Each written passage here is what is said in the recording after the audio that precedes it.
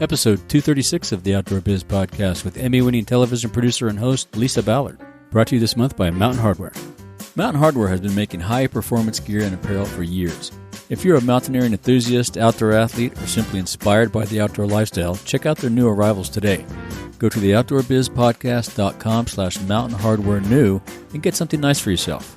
That's theoutdoorbizpodcast.com/mountainhardwarenew. Hey everyone, welcome to another episode of the Outdoor Biz Podcast. Today I'm talking with Emmy-winning television producer and host, writer, photographer, and champion skier, Lisa Ballard. She also paddles, casts a fly rod, and shoots straight. Welcome to the show, Lisa. Thanks, Rick. I got that right out of your bio. That's awesome. I love the shoot straight part, too. You get outside a bunch, sounds like. Yeah, just something different every season, and that kind of keeps it interesting for me. That's right. So how were you introduced to the outdoors? Oh, gosh, I was born into it, I think. I grew up in Lake Placid, New York, in the Adirondacks Saranac Lake, that area, high peaks. And my dad was really into doing stuff outdoors, like skiing in particular. But, we hiked and we went fishing now and again. And we were just, did what all other families were doing. We'd go out on the lakes and paddle, or we'd water ski. I went to summer camp. And it was a lifestyle, and it's a lifestyle I've embraced. And my whole life, I've always, I guess for good or bad. That's good. I think it's a good thing. I've always, yeah, I'm biased, though. I have the same life, so. Well, I've always picked my path based on lifestyle rather than financial gain. And so I tell my son, who's now just recently graduated from college and 23 years old, I said, I'm not wealthy monetarily, but I sure have a wealth of outdoor experiences. And I just really value that more than anything. And not to mention the people I've met along the way that are just wonderful people. Yeah, I completely agree. I've done the same thing. My grandfather got me into it, and it's just 30 years later, you look up and go, well, that was fun. Let's keep doing that. Exactly. So what was your first outdoor job or outdoor related job? Well, so I was a professional athlete. I really have to count my ski racing career as my first outdoor job. I went to Dartmouth College, and I was very involved in the outing club, but I was basically recruited to ski for Dartmouth. I was fresh off the U.S. ski team. And when I graduated from college, I did the typical Ivy League thing. I went to work on Wall Street. Yeah. And that was not my thing.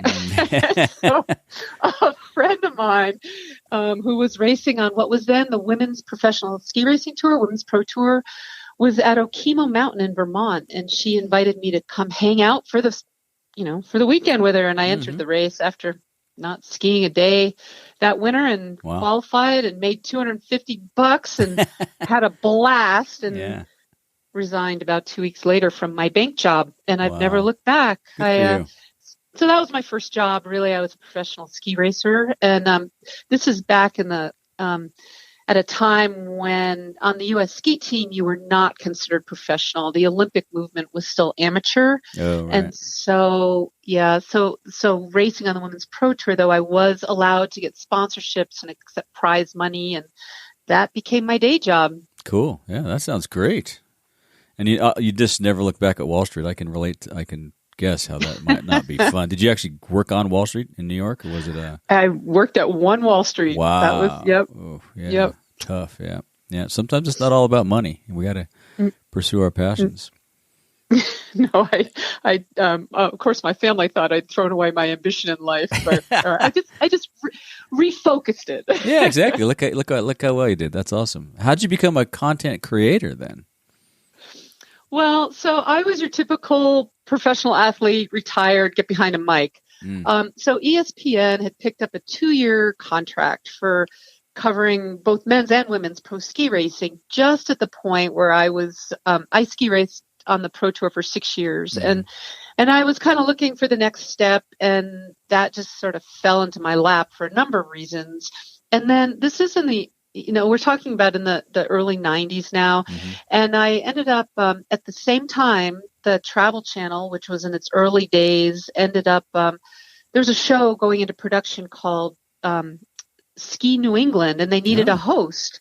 And so the guy who was my agent at the time for sponsorships called me up and said, if you can get your butt to Manchester, New Hampshire, I think you might be able to land this hosting job. Cool. And so I did. I lived in Hanover at the time. And anyway, they hired me as the host of the show. And so suddenly I had a full-time job in broadcast television.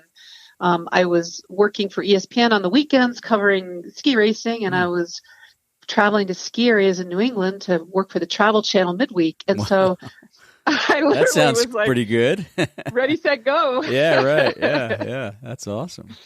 Yep. And then what inspired you to begin writing and capturing photos? Just was that a lifelong thing or some of the travels that you've done? Well, so there's two parts to that. There's the writing piece and there's the photography piece. Mm-hmm. So the writing piece, I've always been a writer. Even when I was a kid, I used to write stories, and it was just, I think, percolating in the background. I just was a little misguided in my, economics major, I guess. But anyway, there's some useful things about running a business. That could be a whole nother podcast, maybe. Yeah, we right. dig into that. But anyway, so in the television business, you work on by season. So there's 13 shows in your typical season. If you're really lucky, you land a half-year gig. That's 26 shows, So around those things, and I should mention that once I got into the broadcast business, I loved it, and I really wanted to learn it and made a point of it, So I did it for 20 years, and wow. and that morphed into a lot of different opportunities because ski racing is a little pinpoint in the broadcast world, and eventually, really small back then. I mean, compared to some, the hook and even today, the bat and ball sports. I mean, it's amazing. Yeah, tiny. Right. And I also really I loved it. I wanted to make it my career, and I, learned the business and got involved in a lot of different aspects of broadcast, not just sports, but I love the outdoors, and, I segued into a lot of outdoor programming, and just really, made that my focus. And, cool. But around the edges, in between assignments, I would write for different sports and outdoor magazines on whatever, it Gotcha. might be skiing. It certainly started as skiing, but hiking and paddling and if I went bird hunting, I did talk about bird hunting. Yeah, right, sure, yeah, write about what you do, exactly. Yeah, we all do that, right? Yeah, and if I went for a trek in some interesting place in the world, I'd write about that. And so it's just a nice way to fill in along, have some extra income on the side. And then I gosh, I ended up getting this book contract to write. It's a long story about how this book contract came to be. I was literally backcountry skiing one winter, testing gear for Mountain Hardwear with some other journalists, and we were in the around the Han Peak area near Steamboat Springs, huddled around a campfire. It's midwinter, winter camping, and this other guy who'd written this bike about hiking with dogs asked me if I would send him one of my books. And my first book was a how-to book it's called Ski Faster. And it's a how-to book on how to ski better, and also a primer for ski racing. And he had written this book called Best Hikes with Dogs, Western Washington. And so we traded books. So he sent me this book, and I stuck it in this pile at the end of my, on my end table. Yeah. I lived in New England. We all have those piles. Right. And when was I going to bring my dog to Western Washington? So right. 2 years later, I'm thumbing through this book that happened to surface, and like, wow, this is a really good idea. So I called him up and I said, you want to co-write a book? And he's like, no, I've got too much going on. I'll just give you the publisher's contact info. Oh, wow. Sure enough, great.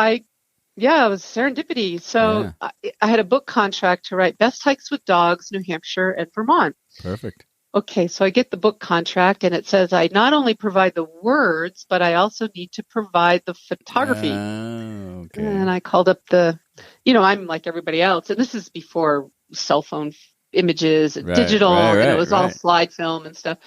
And I called up the publisher, and I'm like, I'm not a professional photographer.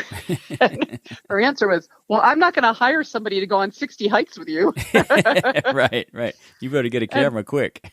Yeah. So, well, luckily my father-in-law was a professional photographer perfect. in his second life. He was a retired businessman who picked up a camera and led photo tours. And actually, his his forte was nudes in the wilderness.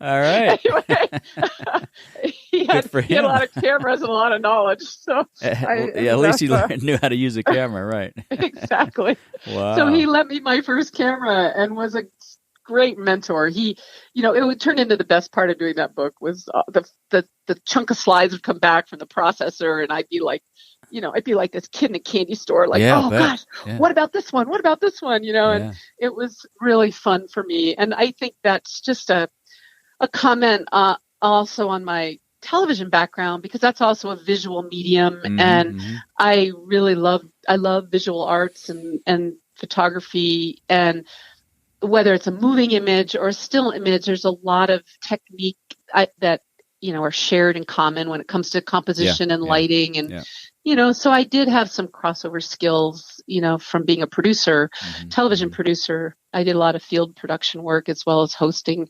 So that's kind of how the writing and photography came to be, but it was really a side gig until 10 years ago when I moved to Montana. And then it became the full-time show, so to speak. Well, good for you. You made it work. That's awesome. Yeah. Yeah. Of all that stuff that you've done, Emmys, books, photos, ski racing, what are a couple that you're most proud of?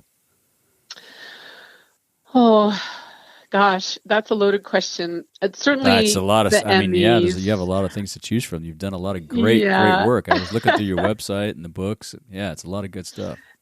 So I am very proud of my Emmys.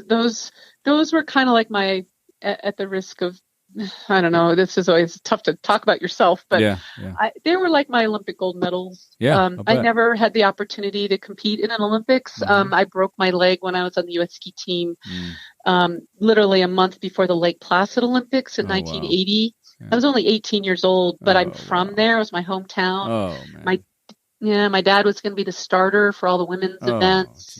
And my mom was a hostess in the Olympic Village, and it was a big deal for me to get hurt and miss that. And so I think I poured a lot of that go for it attitude into how I handled outdoors and my television work. And even today in my, writing and photography work, I put me on top of a 14,000 footer in Colorado. I'll do a 21-mile day in the Adirondacks. I'll go, hike in places around the world like Ethiopia or, some places that are real off the beaten path, but I just crave that and love it. And I think those Emmys, which were for a show called Wildlife Journal, which was on PBS.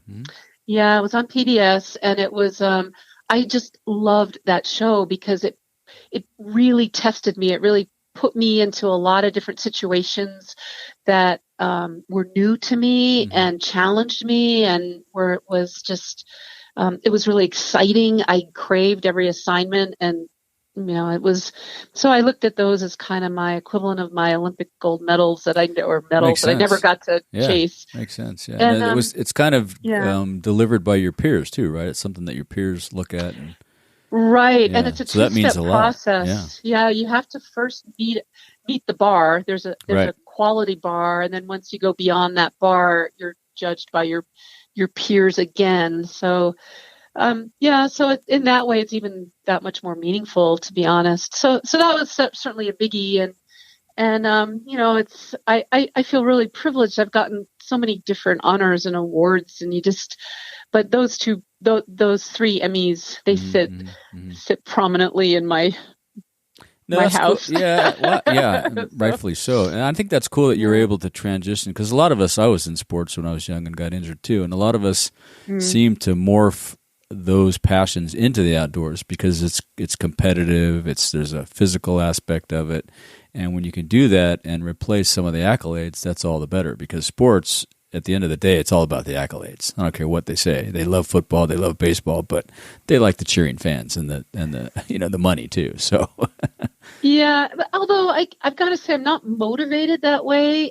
It's an after the fact, Yeah. No, I get that, but I think it's nice to Yeah. get that reward and pat on the back, and but you still go out. You're probably like me. You go out regardless. Just Yeah, go out exactly. to And be out. Yeah. I guess the recognition is, it's especially when it's peer recognition, is kind of what says, yeah, you're doing a good thing. This is you're doing quality work, because I'm a freelancer, and it's not like I have a boss that's going to pat me on the head per se, or I have Right.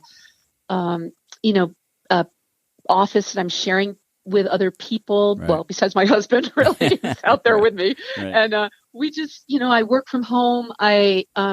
And I work in the field, and those, so I guess at the end of the day, after you come back and you get that really good tired from whatever it was you were doing outdoors, you just, that's the daily reward. But that kind of culminating experience is, when you receive a really big honor like that, you just step back and go, oh, wow, that's, I'm going to keep doing what I'm doing, because other people also like what I'm doing. Well, and a lot of the work that you're doing too, the books and the photos, I mean, they're enjoyed by everybody. I mean, that's you never know who's going to love that photo, or you read that book and go, wow, this is a great book. So it's also a bit of sharing for folks too, I think, which is good. That's awesome.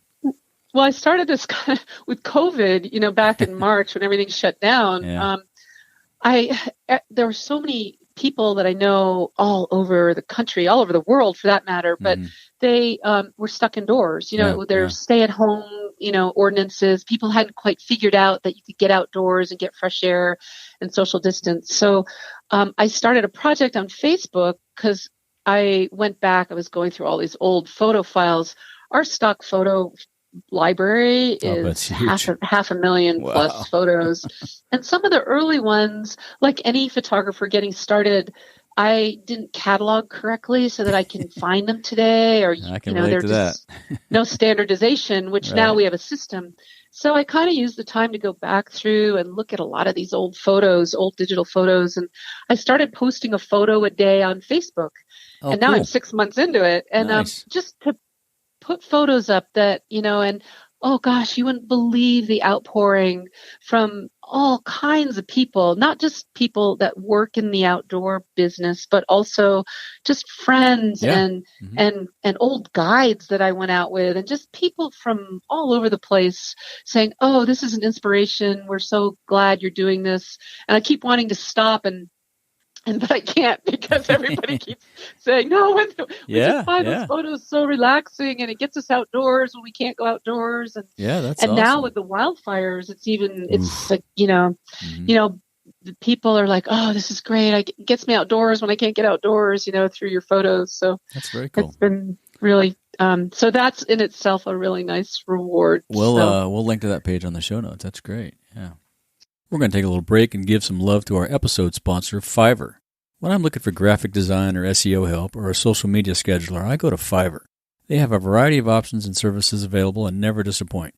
Go to theoutdoorbizpodcast.com/Fiverr and get inspired to do more with some of the best work delivered by the Fiverr pros. That's theoutdoorbizpodcast.com/Fiverr. Fiverr is Fiverr. Back to the show.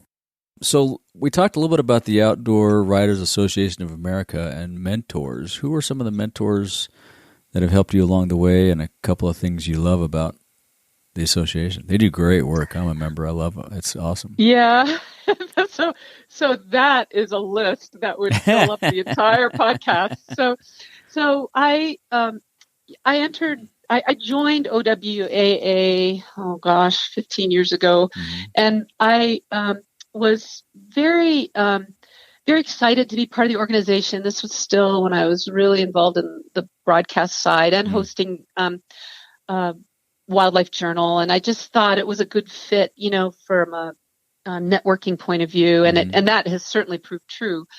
And then when I moved to Montana, I started segueing into photography and writing full time. And I needed to improve skills. And then plus, as I was moving not only from television to still photography as the main gig, there's a lot of technology just changes constantly in, and so it was initially I was kind of looking to improve my writing skills a little bit, but since then it's been all about moving ahead and keeping up with not just how to take the photos on modern camera equipment and modern means each year it keeps changing, or what the latest and greatest lens is, and whether or not it's worth it, or like if I want to improve a certain type of imagery, like how to do action better, how to do, how to get the aurora borealis correctly,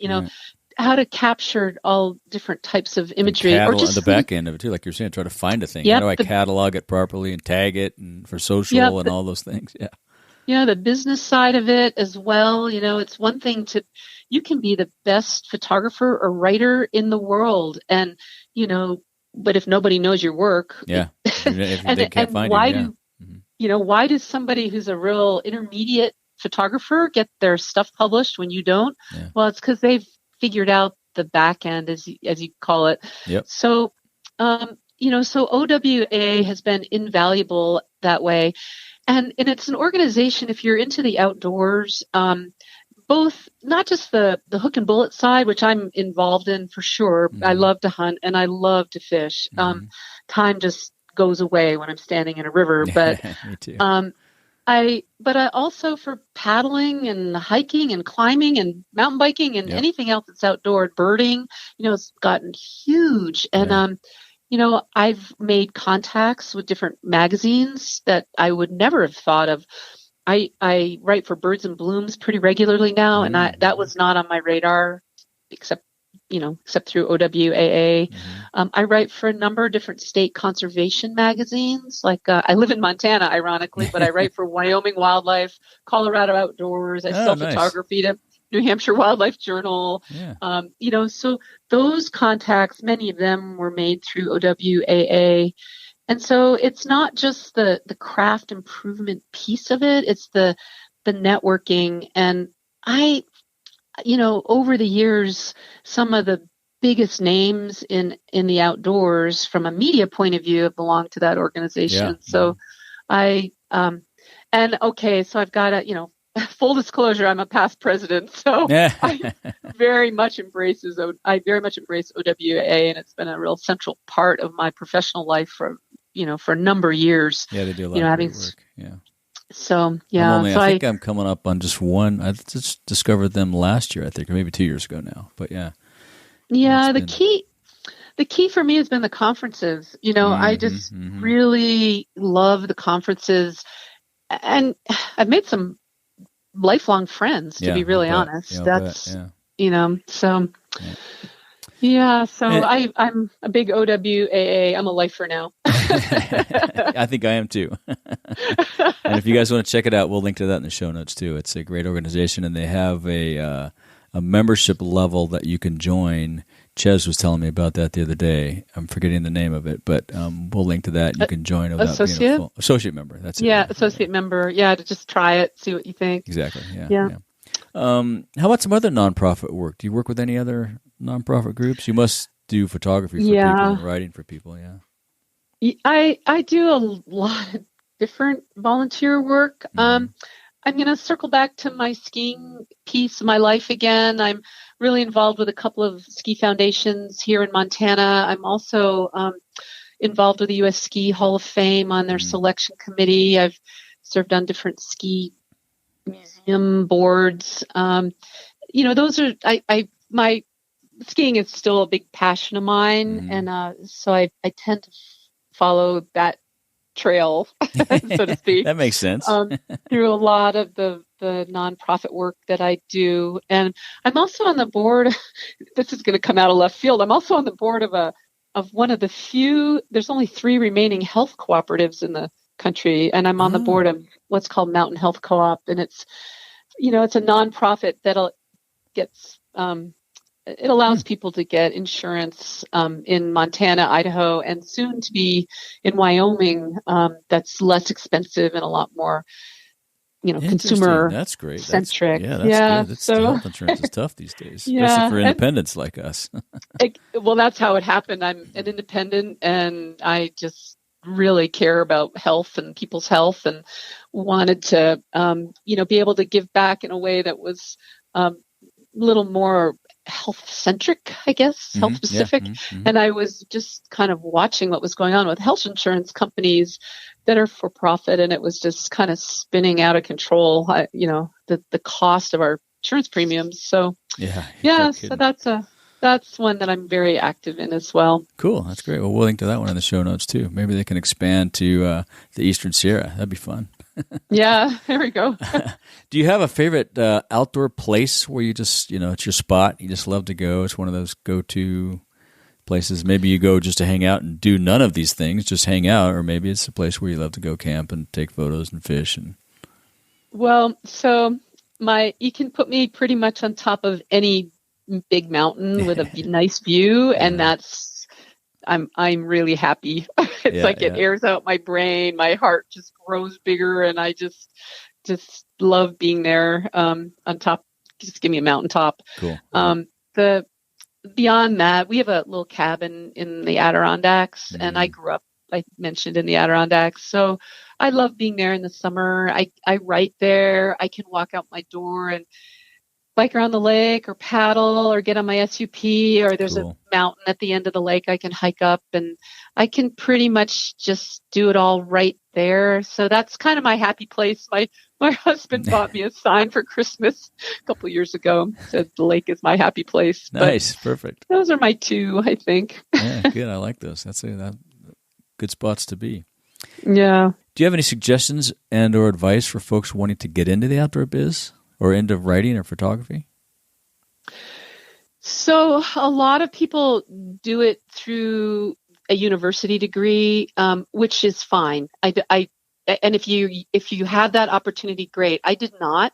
I got into it by being there, by being outdoors. But the key is, no matter how you do it, and especially if you do it by the route that I took, which was literally on the job training, I guess. Self-made, Yeah, self-made you really have to pick your mentors and really learn what you want to do. You might like to take pictures. Let's take photography. You might like to take photos, get some good gear, take some training from somebody that you really like what they do photographically.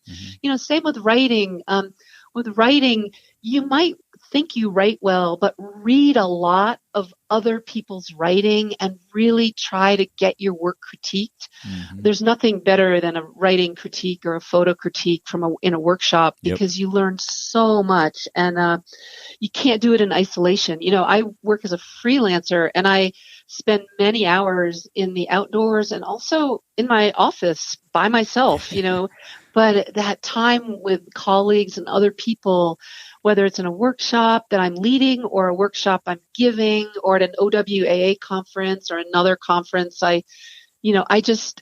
that's really, really valuable time, because you can't do it in a vacuum, even though a lot of times you are by yourself. So that's my biggest piece of advice, is really look at what other people are doing, and especially those people that are successful and that are similar. So it's really interesting.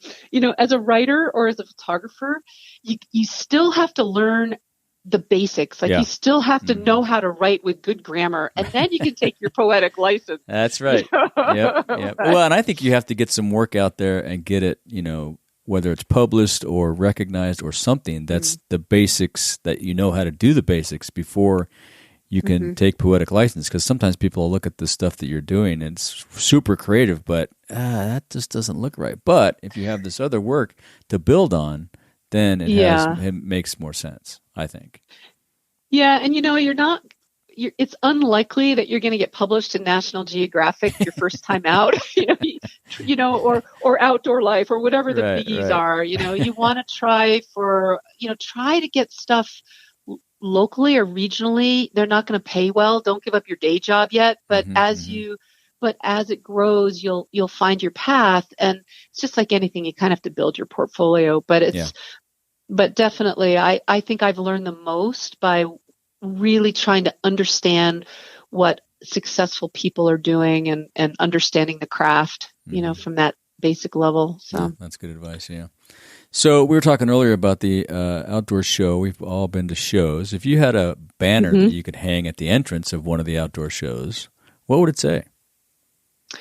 Get outdoors. I can't tell you how many people I know that work in the outdoor industry. Pick your niche, pick your outdoor activity. And they never go outside anymore. They get so caught up in work and being in their office, or like reps visiting accounts, or you still gotta get out there. You still gotta use the stuff and feel the earth and get on top of a mountain and stand in the water and just be outdoors, because that's what it's really all about. And it will help you do your job better no matter what your job is, because you believe in it, you live it. Yeah. So it does a lot of things for you. It clears your head. It reinvigorates you. You use the equipment. It's just so beneficial if you're in the industry or not. Just, you're right. Get outside. I love that. That's cool. Do you have any daily routines you use to keep your sanity? Meditate? You get outside a lot, I'll bet. Walk the dog, I'm sure. Right, I do walk my dog. I need variety. I think that's one of the reasons I do what I do. So if you look at the kinds of things that I write or photograph, it's really diverse. I mean, I do all kinds of outdoor activity. I don't just photograph, hiking. Right. I do all kinds of stuff, and so and I think for me, my mental sanity is having a lot of different opportunities. So when I go outside, I have to get outdoors every day. One day I might go for a run. The next day I might go for a bike ride. I might go for a hike. I might, go for a paddle. It depends where I am and, what's outside my door on that day. But I do try to get outdoors. And some days it's just take my dog for a long walk, and that's fine. So I like it. It's important to do. Do you have any favorite books, or do you give books as gifts very often? Oh gosh, favorite books. Okay, so my favorite. Is it a long list? No, not really. Oh. My favorite books to read, and I've read them over and over and over again, are the J.R.R. Tolkien Hobbit and Lord of the Rings. Talk about the epic outdoor adventure. I mean, gosh, Bilbo and Frodo did it, right? Right. I just love, that kind of tale that really puts you in, Middle Earth in this case. Yeah, right. But for me, as a gift, I never give those books as gifts. I always give my own books as gifts. That's smart. I do that a lot. It just depends on what. So the most recent one that's just come out as a second edition is Hiking the White Mountains. Oh, cool. So that'll be for all of my friends that normally get my books as gifts. And that could be a house gift, holiday gift, it can be anything. They're going to get that. Yeah. And if it's a kid, I wrote a swashbuckling pirate tale called Gasparilla, and that's like an early chapter book for kids, and it's cool. and that's on the high seas, and in the most of it takes place on the high seas or on the west coast of Florida back in the late 1700s, early 1800s, the heyday of the pirates. And so talk about another swashbuckling adventure outdoors. Oh, cool. Well, we'll link to those in the show notes too. Yeah, I was looking at your book list. You have quite a few. Yeah, I've written a lot of books, but those two are the most current now. And, cool. And the pirate story, I got to say, it's my first attempt at fiction. That's got to be tough. I've never done that. Yeah. I loved it. It was really fun to write the book. It's like based on fact. It's based on a lot of research, and it's a bit of a geography and pirate history lesson for kids. That it's an early chapter book for kids. So that's great. Anyway, cool. And I dress up as a pirate when I read it to nice. School group. Oh, that's fun. Yeah, that's fun. That's great. I even dressed up at the Outdoor Writers Conference in my pirate costume because I spoke on a panel. Perfect. Yeah, it was fun. So as we're all suffering through the lockdown from COVID and now the lockdown from smoke, what have you been doing to get outside?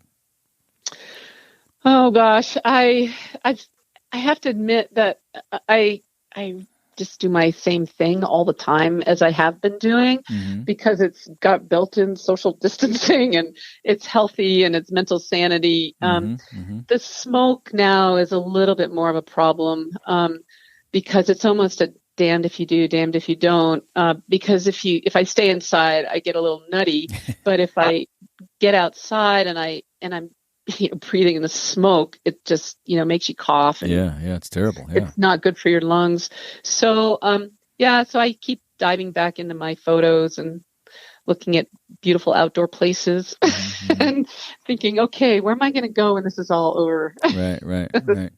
Yeah, we same thing here in California. We saw the influx of all the folks, before the fires happened, just coming up, and I've never seen so many people in the front country and back country here, which is great. But there was a little bit of a overrun of the forest. But now that there's nobody here, but you can't go out because of the smoke, so you got to pick your days, pick your spots, pick your times of the day. Sometimes if it's windy in the afternoon and the smoke clears, get out. But go quick. Here too, we're sort of hoping for some precipitation and knock it back down again. And and I'm the same as you are. As soon as I can see the mountains from my house, I'm outdoors because that means it's better for at least an hour. So.